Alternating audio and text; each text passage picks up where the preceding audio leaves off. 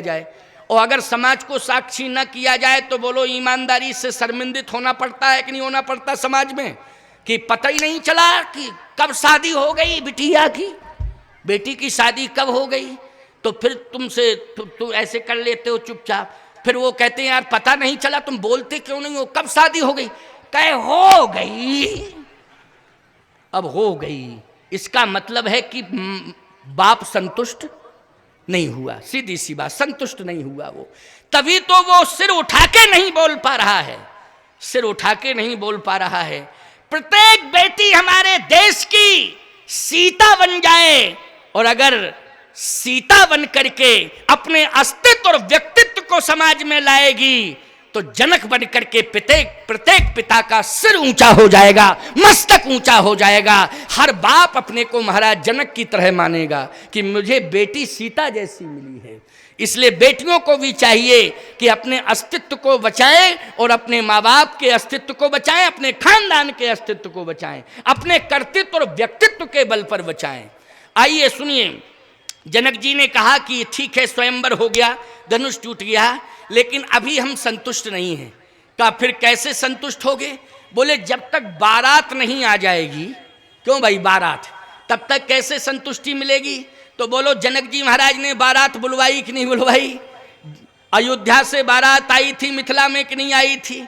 लेकिन जनक जी महाराज भले ही सोच रहे कि बारात आवे, लेकिन जब तक निमंत्रण ना पहुंचे तब तक बारात कैसे आएगी? बोलो जरा, बिना निमंत्रण के कोई बाराती भी तैयार नहीं होंगे। तो महाराज श्री जनक ने पत्र भेजा, निमंत्रण पत्र, बोले दूतों के द्वारा भेजा। दूत जनकपुर से निमंत्रण पत्र लेके पहुंचे, बोले पहुंचे दूत। माताओं तुम जरूर ध्यान से सुनना, क्योंकि ये तुम्हारे लिए कथा हो रही है, बहुत महत्वपूर्ण कथा है। बोले पहुंचे दूत रामपुर पावन,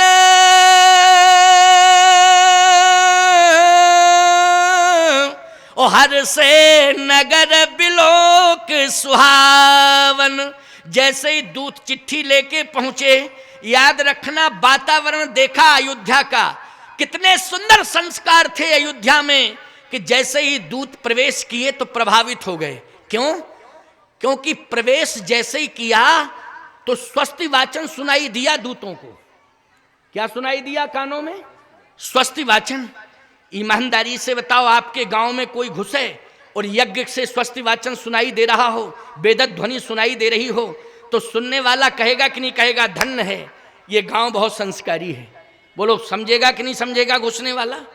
हाँ, कोई राक्षस ही हो तो अलग बात है, कोई दैत्य ही हो, राक्षस हो, ये अलग बात है। वो कहे कि अच्छा मेरे रहते हुए यज्ञ हो ही नहीं सकता। अगर ऐसा कोई दैत्य हो, राक्षस हो, तो अलग ही बात है। क्यों भाई?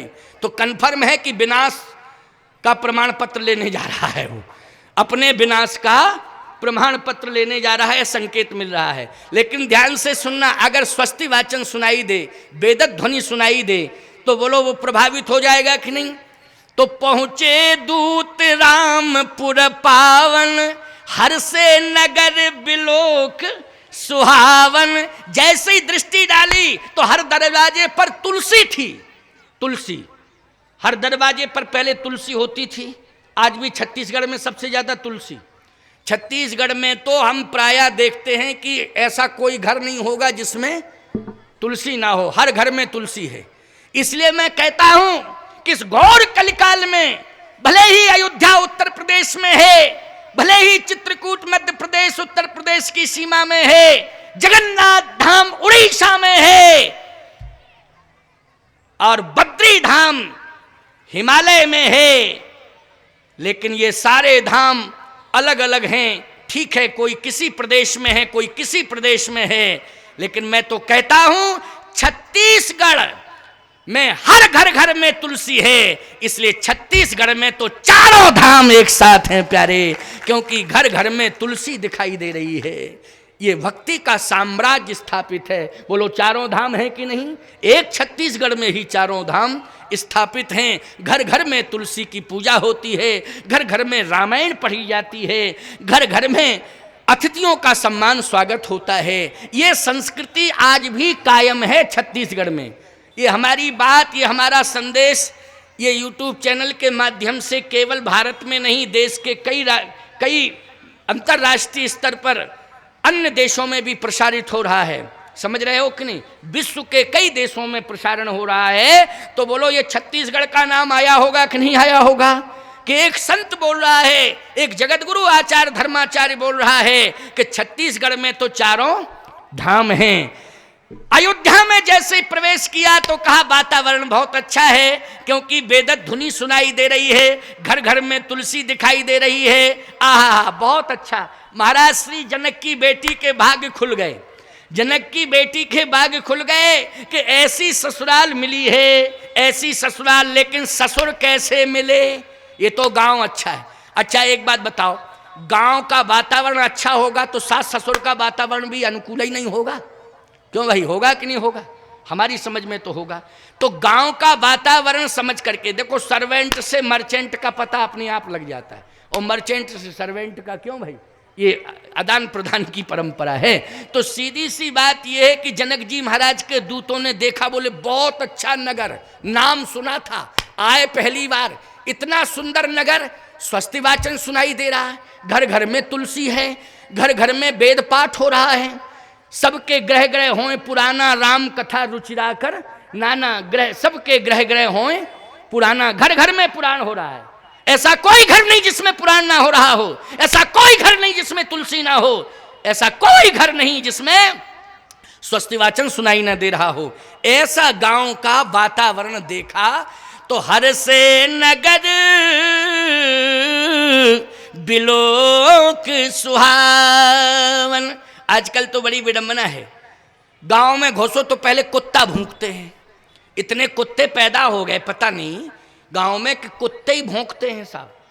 हम तो अनुभव किए बैठे हैं, अनुभव किए बैठे। ऐसा नहीं मानना कि महाराज जी ऐसे ही कह रहे हैं। इतने ज़्यादा कुत्ते, और भौंकते जरूर हैं। वो वातावरण ही खराब कर दिया कुत्तों ने, कुत्तों ने गांव का वातावरण खराब कर दिया। एक बात कहता हूं, कुत्तों को भोजन देना पुण्य है, लेकिन पालना पाप है। पालने के लिए एकमात्र अगर है तो वो गौ माता है, गौ माता को पालना चाहिए। लेकिन हम ये नहीं कहते हैं, संसार में जितने भी जीव आए हैं, हमारे यहाँ तो चींटी को भी भोजन दिया जाता है। बोलो दिया जाता है कि नहीं? भूखे को भोजन देना हमारा धर्म है।